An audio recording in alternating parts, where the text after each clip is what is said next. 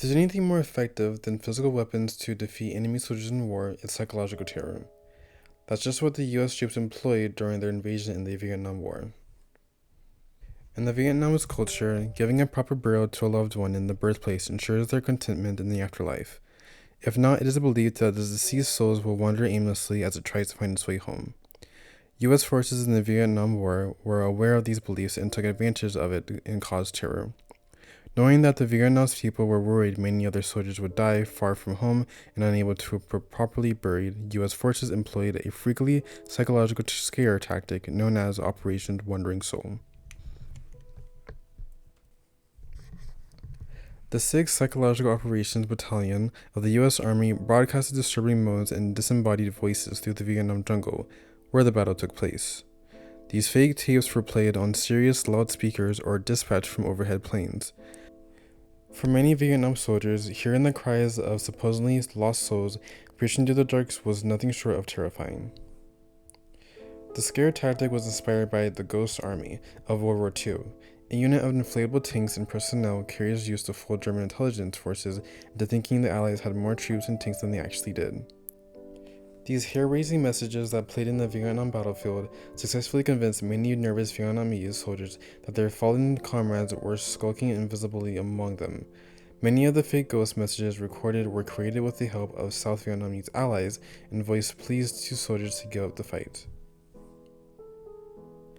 My friend, I have come back to let you know that I am dead. I am dead. Don't end up like me. Go home, friends, before it's too late.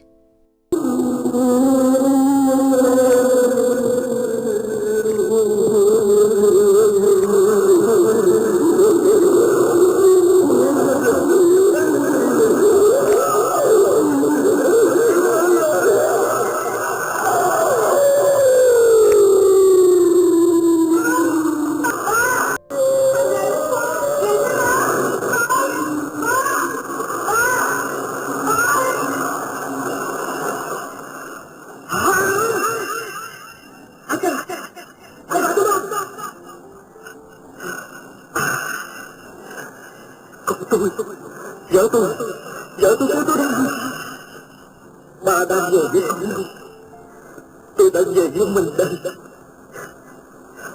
Nhưng tôi còn đâu mảnh hình hài nữa. Tôi đã chết rồi má con đâu ở. Tôi hẳn không biết chừng nào. Các bạn của tôi ơi, tôi phải về để nói cho các bạn biết rằng tôi đã chết.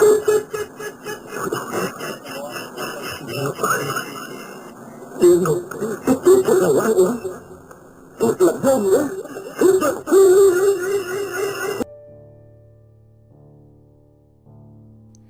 The tapes were convincing enough to send hundreds of men fleeing from the mountains. Of course, not all Vietnam soldiers followed the spooky psychological operations, but even in the midst of the war, it still struck a chord. The soldiers who were minded fired in the direction of the eerie voices, reminding them of the very real possibility of death that awaited them if defeated. Of all the true scary stories about life inside of Americans' jails, the Tucker telephone is surely the most awful. And for inmates during the time of the Tucker State Prison farm in Arkansas, in the early 1960s, there was nothing more terrifying than a Tucker telephone. The Tucker telephone was a sadistic method of punishment frequently used on prisoners at the same prison which is now the Tucker Unit of Arkansas Department of Correction. The torture device was the brainchild of prison physician Dr. A.E. Rollins and prison superintendent Jim Bruton. On its face, the device looks like an old crank telephone, but with the addition of an electric generator and 2 dry cell batteries, it became one of the most notorious torture machines in the history of U.S. incarceration.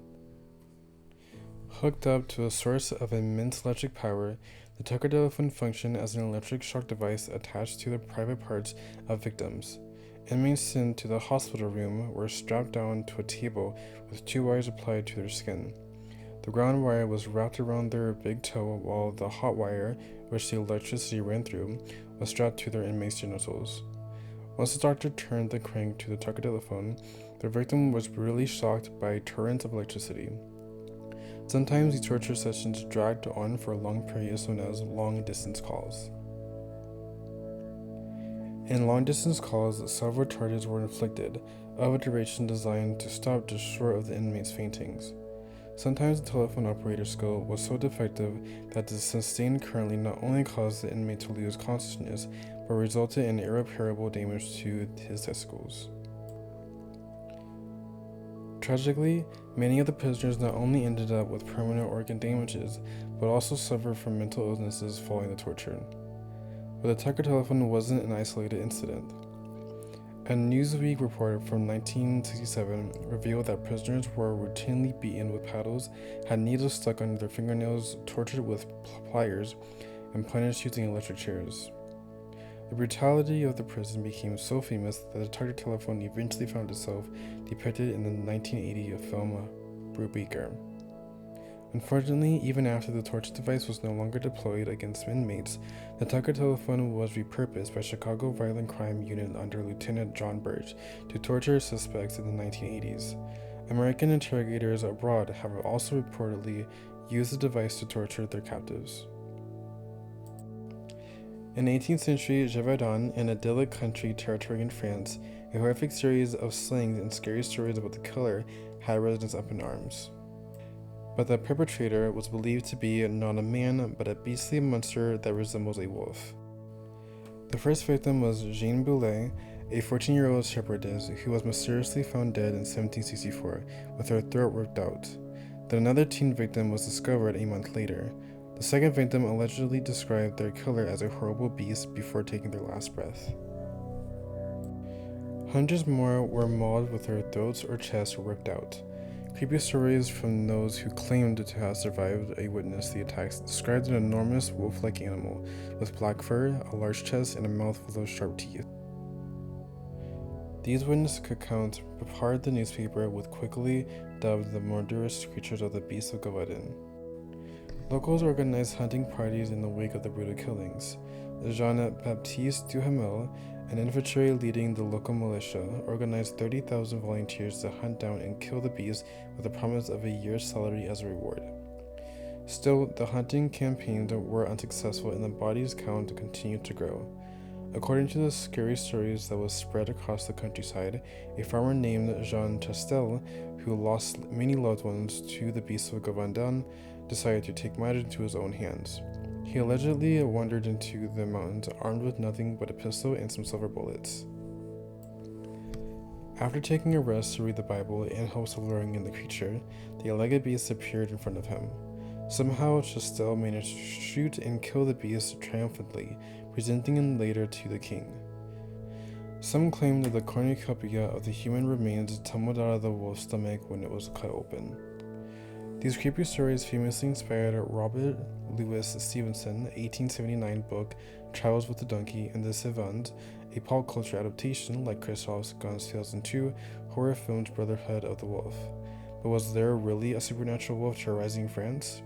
Historians have yet to agree on exactly what happened at Gevaudan. Some say it was simply mass hysteria and the murderous pack of wolves or lions that likely caused the killings were exaggerated into monsters. Nevertheless, one thing remains clear: an estimated 300 people were brutally killed during the tragic period. Perhaps the true scary story is that nobody will ever know what may have caused those real deaths. Some superstitions hold that certain numbers are bad luck. One cell phone number issued by Bulgarian mobile phone company in particular actually seems to be connected to the deaths of at least 3 people, all of whom had used the same number before the ominous death. Whether a coincidence or not, the unlucky cell phone number was 0888-888-888, has since become synonymous with deadly bad luck. The first victim, in fact, was a former CEO of the mobile phone company Mobitel named Vladimir Groshnov. He died of cancer at the age of 48 in 2001, shortly after receiving the number from his former company. Rumors suggested that the real cause of Groshnov's death was that he was being slowly poisoned by the competitor. 2 years later, the alleged curse hit the next victim of the unlucky mobile number. Konstantin Dimitrov, a Bulgarian mafia boss gunned down while having dinner with his model girlfriend, was killed at the age of 31. Investigators suspect it was a head job by the rival drug boss. The third and the final victim to hold the ill-fated number was Konstantin Dishlev, who was shot to death while sitting down at an Indian restaurant in 2005. Dishlev, like the previous owner of the mobile number, was engaged with the underground criminal world. He was known as a crooked businessman who operated a secret drug trafficking operation. It might strike as an observer of this true scary story that these high-profile victims would likely have died with or without the number, particularly those who were entangled in drug trafficking. But the fact that all three men died within a 5-year period was enough for a mobile number company to pull the number out of circulation. Yet, the creepy stories of deadly numbers live on to this day. Today, Berkshire Country, Massachusetts is famous for its wide-open countryside that makes it a popular vacation destination. But the rural territory was once heralded as a hotbed of UFO activity following the alleged sighting that took place in the event of September 1st, 1969. More than 50 years later, the true scary stories of the Berkshire UFO incident remains perhaps the most chilling tale of the alien abduction on record. According to witnesses, a creepy story is a disc-shaped craft was seen performing acrobatic maneuvers in the sky above the Berkshire that night. Others say they didn't just see the craft, but were taken aboard it. It's unclear exactly how long the phenomenon lasted, but many who claim to have witnessed the Berkshire UFO described losing time, unable to account for an hour or so during the incident. Everything got really calm, said Thomas Reed, one of the most well-known witnesses of the 1969 Berkshire UFO phenomenon. It was like being in the middle of the hurricane. There was like a barometric change in pressure. It was just like dead silence. Then there was eruptions of crickets and frogs, and it got really loud, and that was it.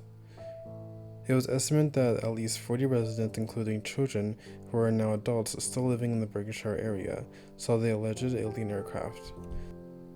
Some of them reportedly called in the local radio stations to share the bizarre phenomenon that they had just seen. We had listeners call the radio stations that evening, said David Isey, general manager of the local radio station WSBS. At the time, they didn't know it was a UFO. They just, called the station to say something bizarre has happened.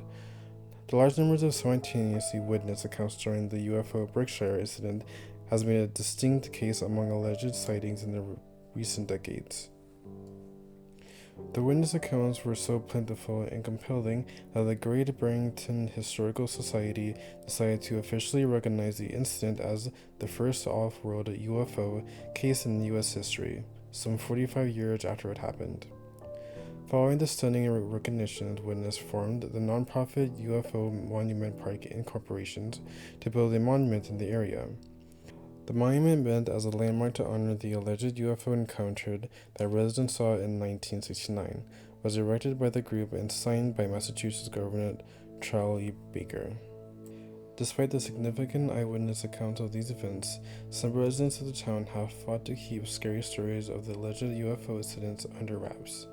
The monument was removed following the continuous argument between the group of witnesses that built the structure and local officials in 2019.